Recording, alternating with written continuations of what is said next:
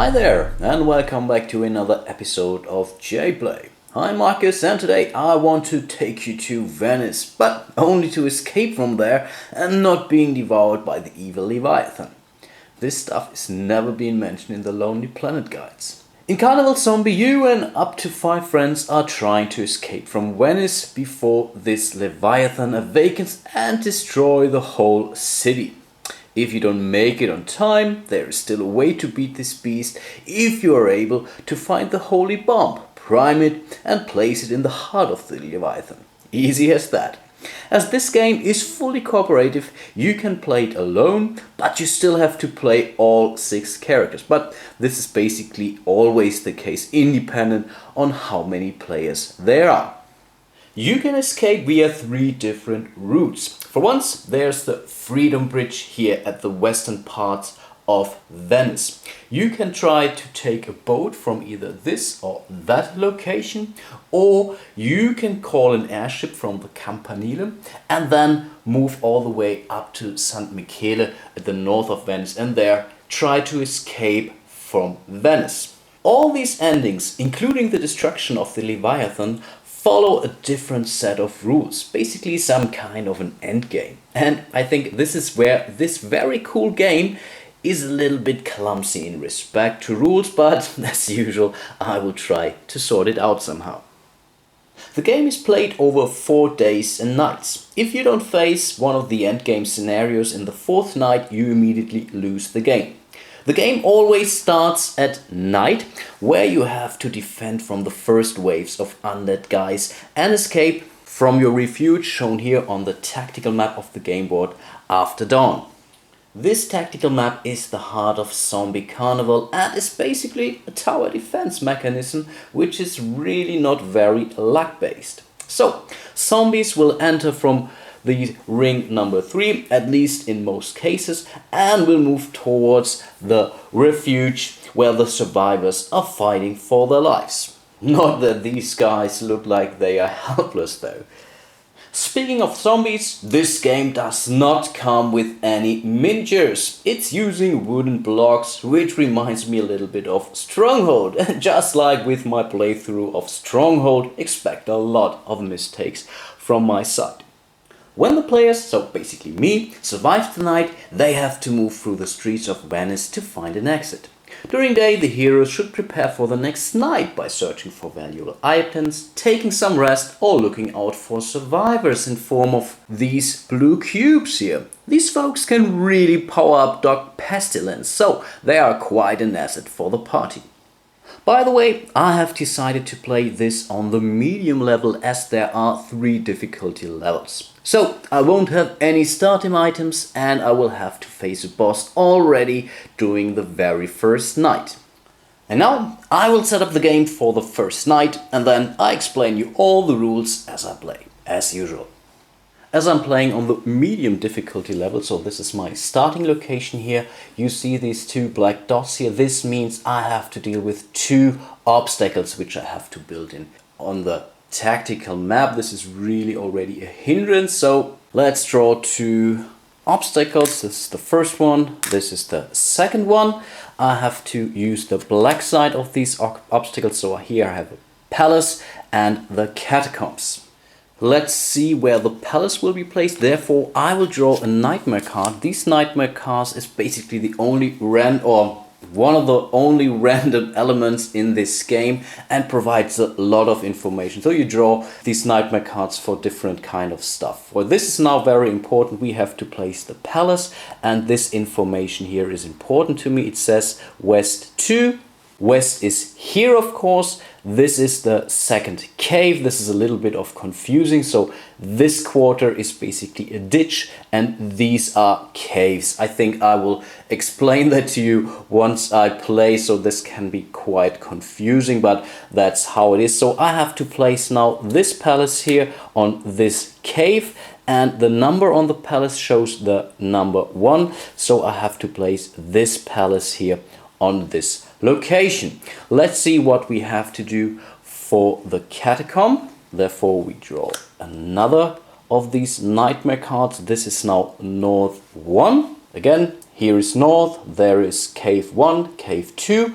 On the catacombs there's also the ring 1 being mentioned, so I have to place the catacomb on this space here. The next stage of the night setup is to place the barricades. On the medium level you start the game with 8, 10, 12 of these barricades. Note that these yellow bricks do not ship with the game, and this is really a bummer because they're using some natural look, and these natural look cubes look really like the hounds or the incubi cube, so this can be really confusing. So I decided to plunder my fresco box and go for the yellow boxes here. We can now place these barricades in this barricade area, so each ditch or each cave, what you see here, I'm also getting confused, can hold up to 3 of these barricades. Normally, as long as there are barricades, the monsters will not be able to attack here. There is one exception already, as we are having this catacomb here, but right now that's not really a problem. I come to that in a second. So I will place now the barricades, maybe starting with 1 per cave. Here I want definitely have 3 barricades because of the catacombs. I also want to make sure I can escape through the north, so I will want to keep my back safe. And I think that's basically it. So I place now these barricades. Again, I will explain the mechanic for the barricades as soon as the first zombies or as soon as the first infected will come close to the refuge here. During the next step we have to place the heroes. So I will place Lady Calamine and the dog to the ditch facing the west. Then we have our Pantaleon on the south, so he will be able to get some more barricades here. I will have Captain Terror and Brickell at the north and Harlequin here to the east of the side. The good thing about Harlequin, he can move as a free action to any of those spaces here. As the next action we have to place our boss. In the very first night, playing on the medium level, we only have to deal with 1 boss here. That's a tube boss. Here we have a cone, so on the red level you would directly deal with 2 bosses for now. Right now we are doing okay. We have to draw 1 of these round bosses here, so I will draw 1 cube from the abyss, so the back basically, and the color that is matching, and that is something that we have to deal with. This is now the gray boss with this tube miniature, let's call it that way. And the gray cylinder, as you can see here, is Martyr. And this is really a nasty guy, so we're already in a very bad situation here. So he deals 4 damage, this is really a lot. He can take 8 wounds, which is also quite a lot. And he has an average speed of only 1. And in order to inflict 1 wound on this guy, you have to inflict 2 wounds, because 2 wounds are only 1. So this is really tough to bring this fellow down. Okay, where do we have to place this martyr here? Again, we have to draw a nightmare card, and this shows the question mark symbol, so we can choose where martyr will enter the tactical map of Venice here, and I think they always enter on the ring number 3, so I will put him here to the north too, because I have my both strongest guys sitting there waiting here, so I think they might be able to do some damage to the martyr as soon as possible, of course. Okay, now the normal sequence of play for each night appears. The night consists of 4 hours, so right now we are here at the 4th hour. Here dawn would be the last hour. The good thing about dawn is no new zombies or infected will enter the tactical map, so we only have to deal what we have left up there. The first thing to do in the sequence of play would be the use of items. Right now we don't have any items, so we can easily skip that step. There are some items which can be only activated at the first hour of the night. Some can only be played in, let's say, in the beginning of an hour. Some items can be played during any time during your turn, but as we don't have any items in play yet, we are fine. We can skip this step, and the second step would be the infected entrance. Again, this would not happen during dawn. What does this mean? On each of ring 3, so of these spaces here, 3 infected will now enter the game. So let's do that. So we have 3 here, 3 here, 3 here, 3 here. There's already one bad thing. 3 here. I'll explain that in a second. 3 here, there, and last but not least, on the way up in the north. In the south 2 area of ring 3, I have now drawn this paranoia cube. For once, that is a good thing because there is no infected coming into play. The bad thing about this one is one of our characters will now go in the state of a paranoia. So I have to check the refuge. Right now only Pantaleon is here on the south side of the refuge. So he has to take this paranoia cube. So we will grab it and place it on his character sheet. What does it mean? For once, each character can only hold 1 paranoia cube. This is a good thing. The bad thing about those cubes is they are not allowed to take additional stress to gain additional action, and this is very important in this playthrough. So there might be a chance that we get rid of this paranoia cube by the use of the healing abilities of Doc Pestilence.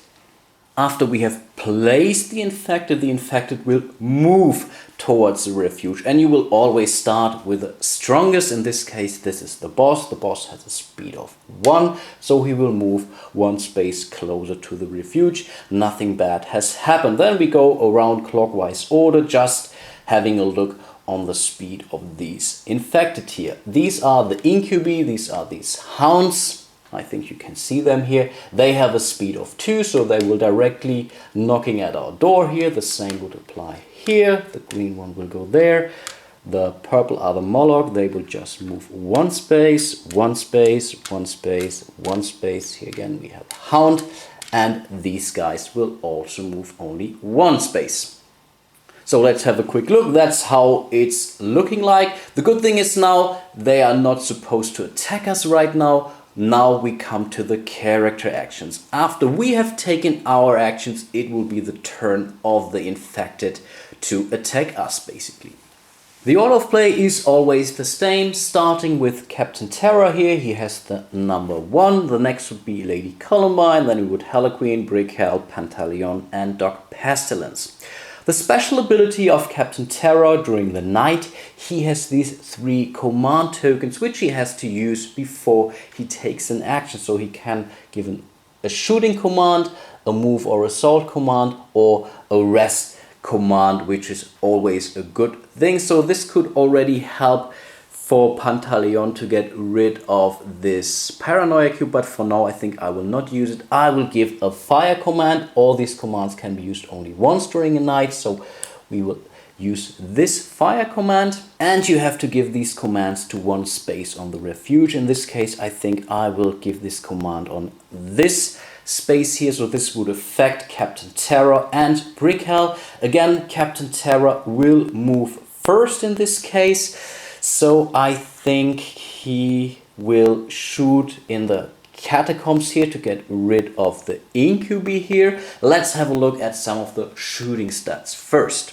These are the shooting stats for the starting weapon of Captain Terror, a Remington 870.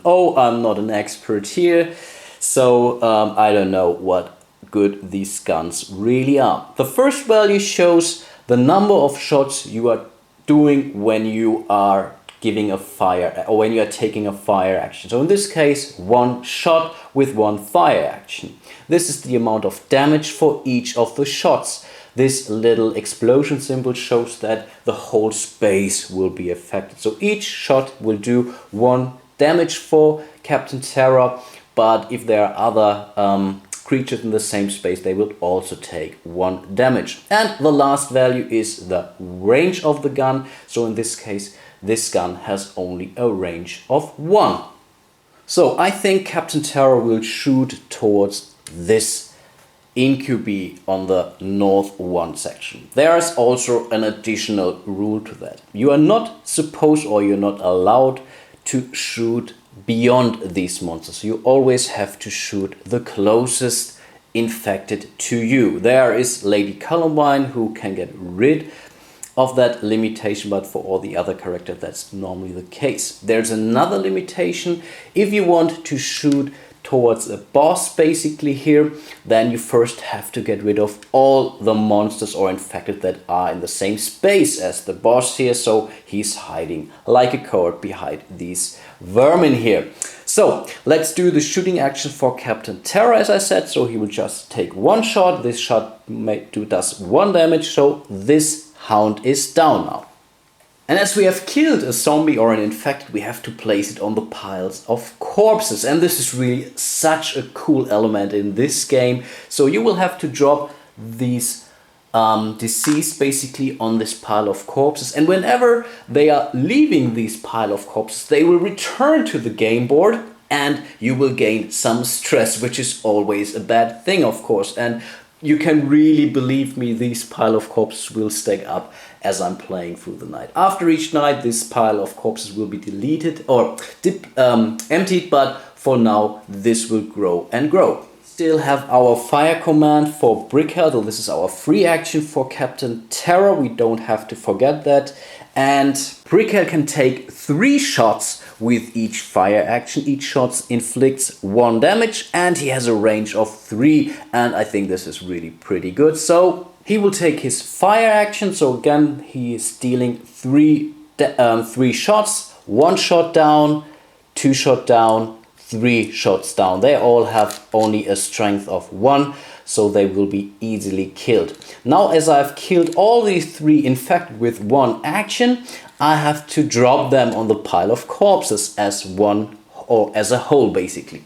So let's see how I do at the start. That's not a problem. Sometimes they stick to your finger a little bit and then they are falling apart and not really controlled, but for now I think we are good. This was the free action of Captain Terror. Now we can take his normal action. So usually each hero has 1 action during a game, and this free action here. An action can be to either shoot, take an assault action. Assault action is something when the zombies are getting in these barricade areas here. I explained that to you when we come there.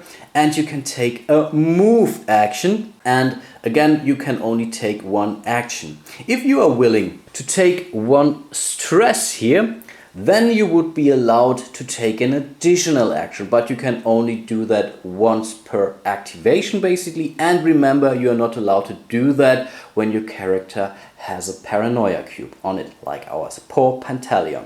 So I think Captain Terror will just take his normal shooting action and will shoot towards this infected here. This would be the Moloch. The Moloch has a strength of only 1, whereas this Goliath here has a strength of 2. He only inflicts 1 damage, so he will not be able to kill the Goliath. And the Moloch also has a fighting power of 2, so this is definitely the more powerful fellow. So we will kill this purple guy and again drop it on the pile of corpses. By the way, there is no real rule on how high you have to do that. All the rules say you can more or less choose the height freely as long as you're not touching it. So you really have to give it a very, very short drop on the pile of corpses here. Captain Terror could not take a stress to shoot again, but I think this would be of no real use. So we come to number 2. This would be Lady Columbine. Lady Columbine is standing next to the palace obstacle here. The palace obstacle says you are not allowed to shoot over it. So you can only shoot on infected that are directly on this space here. Luckily, she's a sharpshooter, so she can get rid of that limitation. So she would be allowed to shoot towards these vermin here, whereas the dog pestilence is not allowed to do that.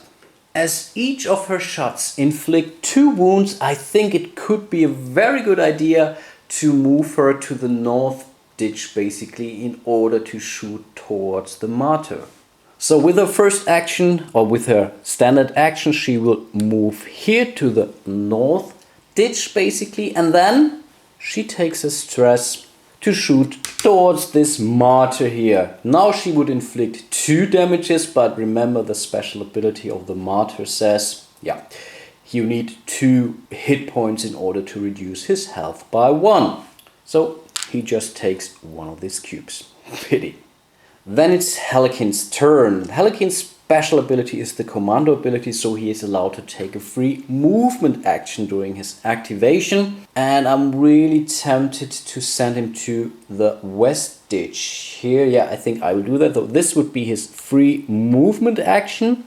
And with a shooting action, he can take 2 shots, dealing 1 damage each with a range of 2, which is, I think, pretty good. So he will take his shooting action. So that's the first shot, that's the second shot. So these 2 infected are down. And again, we have to drop them on the pile of corpses.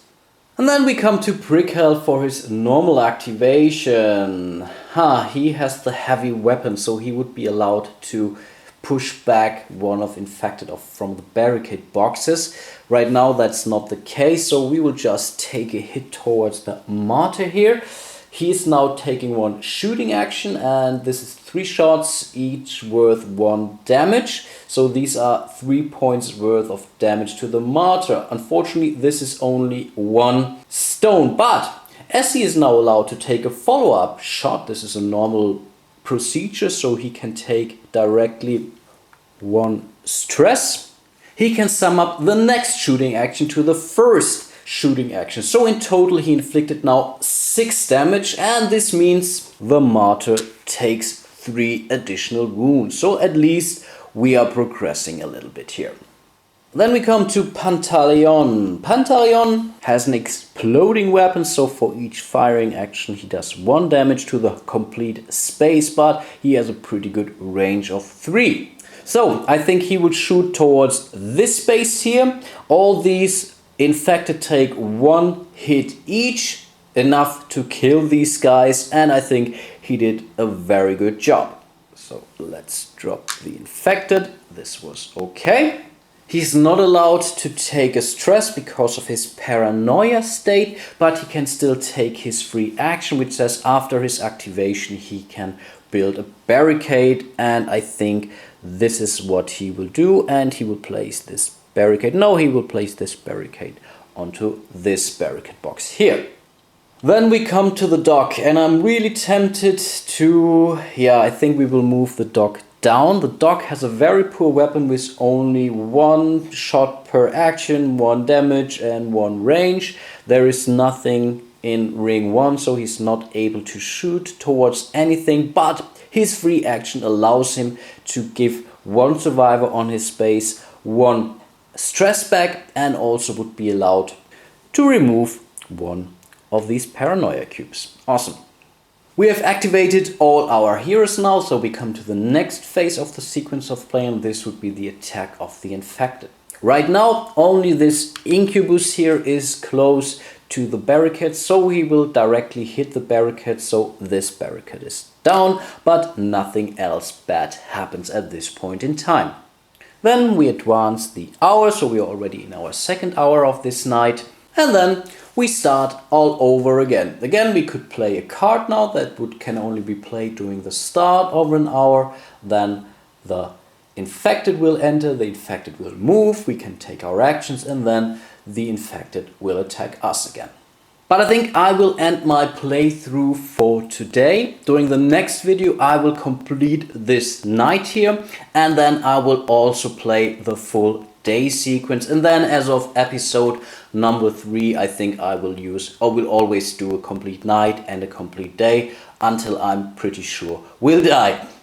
I really hope you enjoyed it so far. This is really an awesome game, so we played it quite some time, but right now only have played it on the easy levels, and we won one game session, and the others we lost, so I'm not really sure how good I will do. But let me tell you this is really a great game. Despite the bit clumsy rules, there's a good FAQ out there, and also most of the questions are being answered in the forum of Board Game Geek, so I think this is really a great game. Hope to see you soon in the next episode of my playthrough of Carnival Zombies, and until then, bye bye.